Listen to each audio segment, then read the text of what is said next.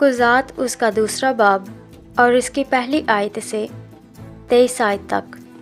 اور خداوند کا فرشتہ جلجال سے بوکیم کو آیا اور کہنے لگا، میں تم کو مصر سے نکال کر اس ملک میں جس کی بابت میں نے تمہارے باپ دادا سے قسم کھائی تھی لے آیا، اور میں نے کہا کہ میں ہرگز تم سے عہد شکنی نہیں کروں گا، اور تم اس ملک کے باشندوں کے ساتھ عہد نہ باندھنا، بلکہ تم ان کے مذہبوں کو ڈھا دینا۔ پر تم نے میری بات نہیں مانی۔ تم نے کیوں ایسا کیا؟ اسی لیے میں نے بھی کہا کہ میں ان کو تمہارے آگے سے دفع نہ کروں گا، بلکہ وہ تمہارے پہلوؤں کے کانٹے اور ان کے دیوتا تمہارے لیے پھندہ ہوں گے۔ جب خداوند کے فرشتہ نے سب بنی اسرائیل سے یہ باتیں کہیں تو وہ چلا چلا کر رونے لگے،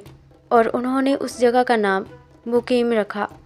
اور وہاں انہوں نے خداوند کے لیے قربانی چڑھائی۔ اور جس وقت یشوع نے جماعت کو رخصت کیا تھا، تب بنی اسرائیل میں سے ہر ایک اپنی میراث کو لوٹ گیا تھا تاکہ اس ملک پر قبضہ کرے۔ اور وہ لوگ خداوند کی پرستش یشوع کے جیتے جی اور ان بزرگوں کے جیتے جی کرتے رہے جو یشوع کے بعد زندہ رہے، اور جنہوں نے خداوند کے سب بڑے کام جو اس نے اسرائیل کے لیے کیے دیکھے تھے۔ اور نون کا بیٹا یشوع خداوند کا بندہ 110 برس کا ہو کر رحلت کر گیا، اور انہوں نے اسی کی میراث کی حد پر تمنت ہرس میں افرائیم کے کوہستانی ملک میں جو کوہ حبس کے شمال کی طرف ہے اس کو دفن کیا۔ اور وہ ساری پشت بھی اپنے باپ دادا سے جا ملی، اور ان کے بعد ایک اور پشت پیدا ہوئی جو نہ خداوند کو اور نہ اس کام کو جو اس نے اسرائیل کے لیے کیا جانتی تھی۔ اور بنی اسرائیل نے خداوند کے آگے بدی کی اور بالیم کی پرستش کرنے لگے، اور انہوں نے خداوند اپنے باپ دادا کے خدا کو جو ان کو ملک مصر سے نکال لایا تھا چھوڑ دیا، اور دوسرے معبودوں کی جو ان کے چوگرد کی قوموں کے دیوتاؤں میں سے تھے پیروی کرنے اور ان کو سجدہ کرنے لگے، اور خداوند کو غصہ دلایا، اور وہ خداوند کو چھوڑ کر بال اور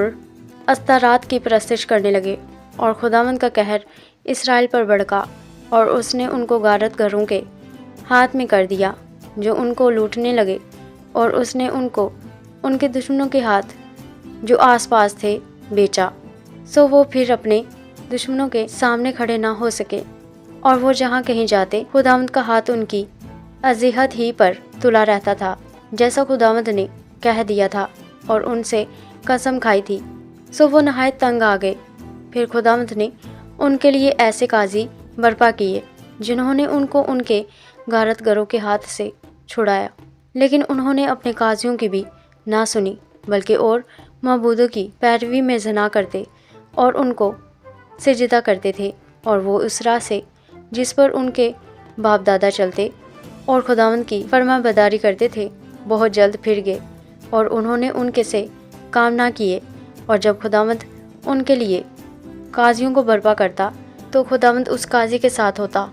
اور اس قاضی کے جیتے جی ان کو ان کے دشمنوں کے ہاتھ سے چھڑایا کرتا تھا، اس لیے کہ جب وہ اپنے ستانے والوں اور دکھ دینے والوں کے باعث کٹتے تھے تو خداوند ملول ہوتا تھا، لیکن جب وہ قاضی مر جاتا تو وہ برگشتہ ہو کر اور معبودوں کی پیروی میں اپنے باپ دادا سے بھی زیادہ بگڑ جاتے اور ان کی پرستش کرتے اور ان کو سجدہ کرتے تھے۔ وہ نہ تو اپنے کاموں سے اور نہ اپنی خود سری کی روش سے باز آئے۔ سو خداوند کا غضب اسرائیل پر بھڑکا، اور اس نے کہا، چونکہ ان لوگوں نے میرے اس عہد کو جس کا حکم میں نے ان کے باپ دادا کو دیا تھا توڑ ڈالا اور میری بات نہیں سنی، اس لیے میں بھی